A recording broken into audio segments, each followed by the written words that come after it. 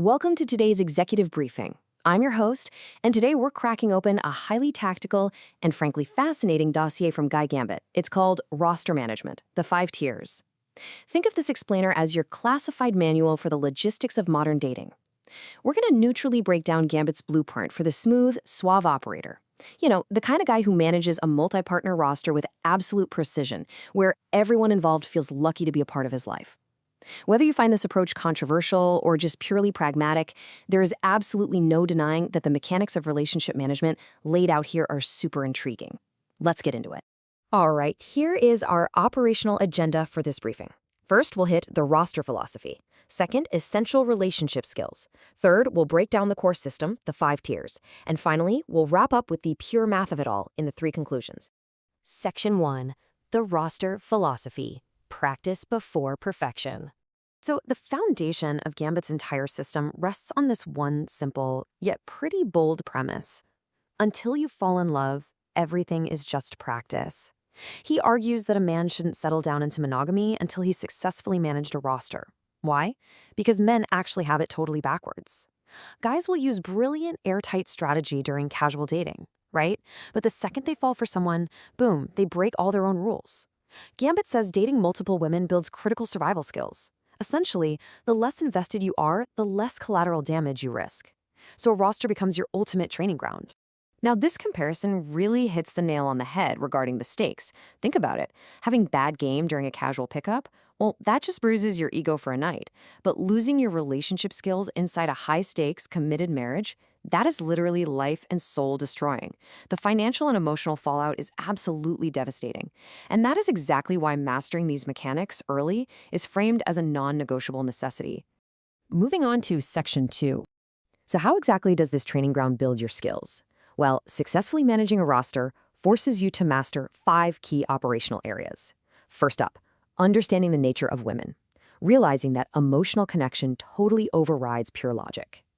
Second, relationship management, which is all about setting firm boundaries and, holding your frame. Third is time management. Just imagine trying to balance Valentine's Day with 5 different partners while still crushing it in your career. Fourth, sexual logistics, managing demands while strictly executing pregnancy and STD prevention. And finally, the no unicorns rule. You completely drop the myth of the flawless woman and start seeing each partner clearly for her true pros and cons. Gambit really sums it up perfectly here.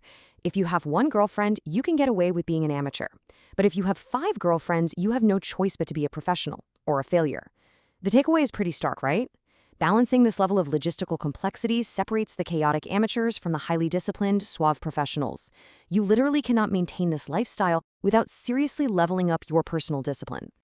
All right, Section 3, the 5 tiers explained, organizing the roster. The whole purpose behind categorizing your roster into tiers is all about setting expectations. Like Gambit notes, you have to stop trying to force a square peg into a round hole. You stop expecting a fish to fly or an eagle to swim, right? By structurally organizing your roster, you actually appreciate the women in your life for exactly who they are, without any resentment. It prevents totally unrealistic demands and keeps the whole operation running flawlessly. Let's break down the tiers. We start at the top with Tier 1, the best looking. In this framework, she is your absolute most important asset for elevating your social status through what's called pre-selection. Taking her out on the town makes you look incredible, sparking curiosity in other women and, let's be honest, total envy in other men. These women are typically rated a 9 or a 10. They're the hardest to acquire and keep for sure, but Gambit insists they are absolutely vital for signaling high value to the world. Next up is Tier 2, the best sexually. Now, this category is defined purely by exceptional, off-the-charts private chemistry. She fulfills all your desires. However, and this is a strict operational rule in Gambit's dossier, public outings with her are dictated entirely by her level of public attractiveness.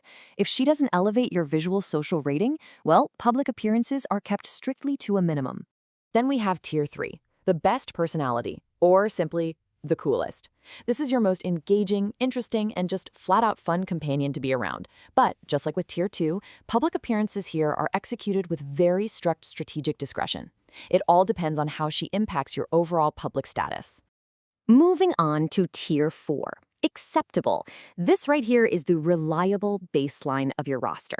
She isn't necessarily the best at any one single metric, but she's an attractive, unremarkable, perfectly average option that you are genuinely happy to date. And again, public outings remain purely at your discretion. And finally, Tier 5, ghosting or ending. Think of this as the exit protocol.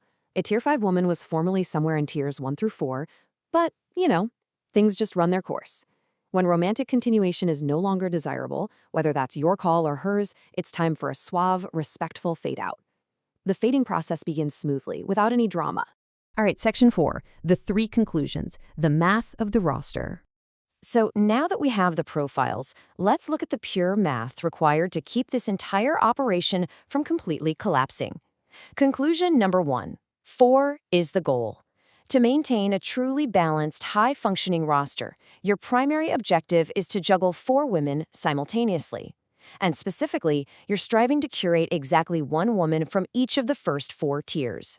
But here is conclusion number 2. 3 is ideal. Now, I know that sounds a little contradictory. If the goal is 4, why on earth is 3 the ideal? Well, Gambit explains that smoothly spinning exactly 3 active plates is the absolute optimal state for a man's time, energy, and sanity, which naturally leads us directly to the final variable. Conclusion number 3. 1 is always about to spin off into Tier 5. You see, in any group of 3 or more women, there are just too many variables. Life happens, right? You have to operate under the assumption that someone is inevitably spinning off the roster. By aiming for 4, you build in a buffer. So when 1 inevitably drops off into Tier 5, you gracefully land right at your ideal operating capacity of 3, rather than plummeting into a state of scarcity. Brilliant logistics, really. As we close out this briefing on Guy Gambit's roster management, I want to leave you with a rather provocative question drawn straight from the dossier. Are you an amateur or a professional? Whether you choose to adopt this highly structured approach to dating or completely reject it, it definitely challenges us to analyze the strict logistics and expectations we bring to our relationships. Thanks for joining me for this explainer, and I will catch you in the next briefing.